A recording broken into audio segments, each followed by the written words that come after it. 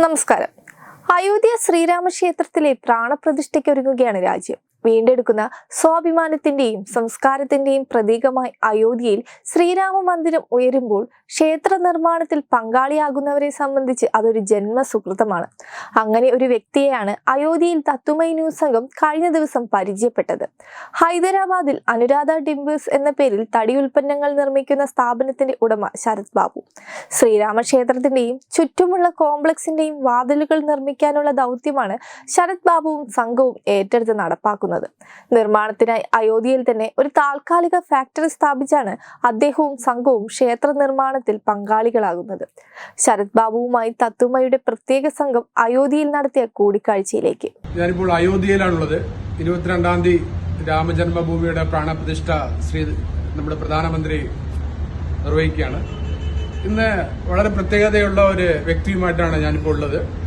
ഇദ്ദേഹത്തിന്റെ പേര് ശ്രീ ശരത് ബാബു. അനുരാധ ടിമ്പേഴ്സ് ഹൈദരാബാദ് എന്നാണ് ഇദ്ദേഹത്തിനാണ് രാമജന്മഭൂമി ക്ഷേത്രത്തിന്റെ എല്ലാ വാതിലുകളും നിർമ്മിക്കാനുള്ള അവസരം ലഭിച്ചിരിക്കുന്നത്. ശരത് ബാബു, നമസ്തേ. So total how many doors were made? We have installed about 18 doors inside the mandir. Out of which 14 are gold plated. Okay. Rest all are in wood. Yeah. All this wood is from Balarsa. Okay. And we have used about 60 people to manufacture these doors. Yeah. All are very intricate, fine carvings. Okay. Everything is very well done, and we are happy that yesterday we were able to install everything inside the temple for the opening ceremony. Very nice. So total how many workmanship in total? How many hours of work? We started this in June, Yeah. so every day nearly 24 hours we work. I don't know how many hours, but continuously until it is done we are working. Yeah. Even now we are continuously working for another 1 year to complete the temple. So you have set up the factory in Hyderabad. You have a factory in Hyderabad, right? There we have set up a temporary factory here in Ayodhya Yeah. to manufacture these doors specially. Okay. And what are the material you? This is teak. All teak wood, sagwan.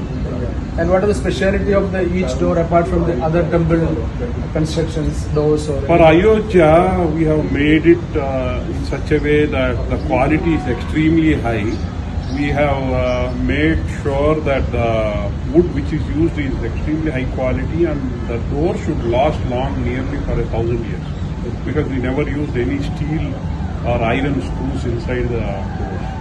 We have made completely wood to wood joinery, and we use brass wherever it is required. it's only 18 doors total 18 doors for the opening ceremony. opening. And apart from the total, We have entire total structure. 44 doors are inside. Yeah. Another 100 to 200 doors around the building. Oh. Another 200 doors in the pilgrimage facility centers, etc.